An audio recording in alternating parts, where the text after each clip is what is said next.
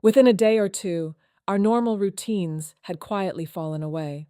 We traveled across Mauritania in a convoy of Toyota Hiluxes, carrying everything we needed with us: food, water, tents, firewood, luggage, and 10 travelers learning to live according to the rhythms of the desert rather than our own. Our truck's windscreen was already cracked when we started. By the end of the journey, it looked as though someone had drawn a map of rivers across the glass.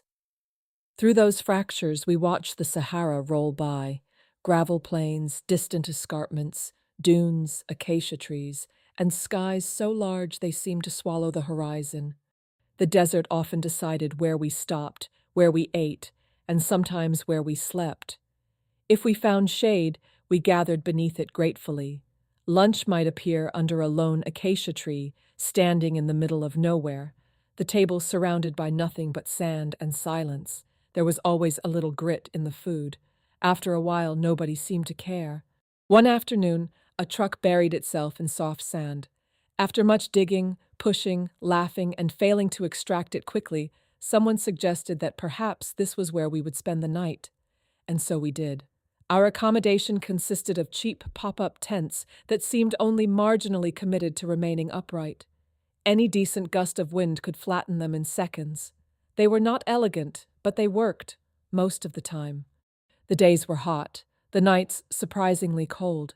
Every morning we shook sand from our clothes, our sleeping bags, our cameras, and ourselves, only to collect it all again before lunchtime.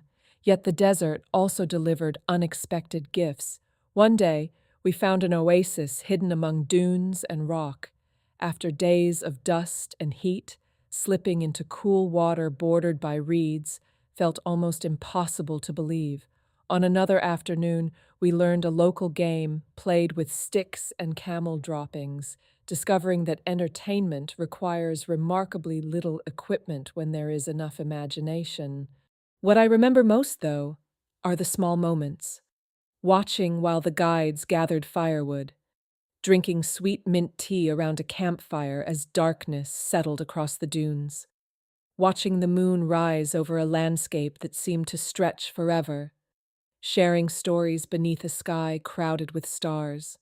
It wasn't comfortable. There was sand in our food, sand in our tents, sand in our cameras, and probably sand in parts of our bodies we still haven't discovered. But somewhere between the cracked windscreen, the collapsing tents, the campfires, the oasis, and the endless horizons, life became remarkably simple. Find shade when you can, carry enough water, help when a truck gets stuck, watch the sunset, share a meal, sit beneath the stars.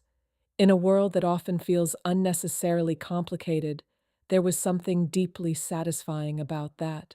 For a little while, we stopped asking the desert to adapt to us and instead adapted ourselves to the desert. And looking back, those may be the moments I remember most fondly of all.